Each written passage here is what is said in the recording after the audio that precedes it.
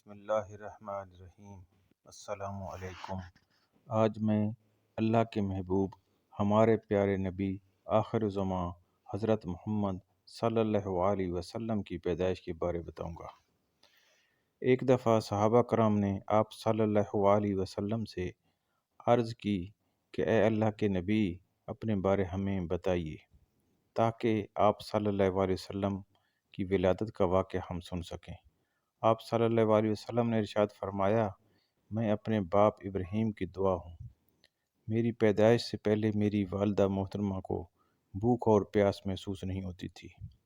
قرآن مجید میں بھی ہے کہ حضرت عیسیٰ بن مریم نے اپنی قوم سے فرمایا کہ میں تمہارے پاس اللہ پاک کا بھیجا ہوا نبی ہوں۔ مجھ سے پہلے تورات آ چکی ہے اور جو مجھ سے بعد رسول آنے والے ہیں ان کا نام مبارک احمد ہوگا۔ میں ان کی بشارت دینے والا ہوں۔ اس بشارت کے بعد تمام لوگ ان کا انتظار کر رہے تھے۔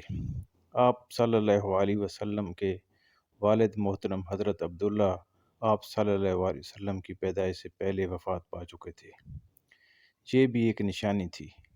آپ صلی اللہ علیہ وسلم کی پیدائش کے وقت حضرت عباس فرماتے ہیں، مکہ میں اس وقت خشک سالی تھی۔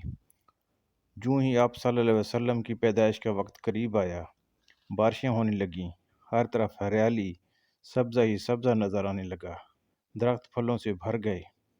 آپ صلی اللہ علیہ وسلم نے فرمایا کہ میری والدہ محترمہ فرماتی تھیں کہ آپ صلی اللہ علیہ وسلم کی ولادت کے وقت ہر طرف نور ہی نور تھا، حتیٰ کہ بصرہ کے محلات بھی نظر آئے۔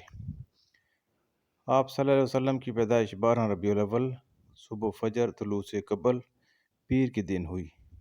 آپ صلی اللہ علیہ وسلم اللہ پاک کے آخری نبی اور رسول ہیں اور ان کے بعد کوئی نبی یا رسول نہیں آئے گا۔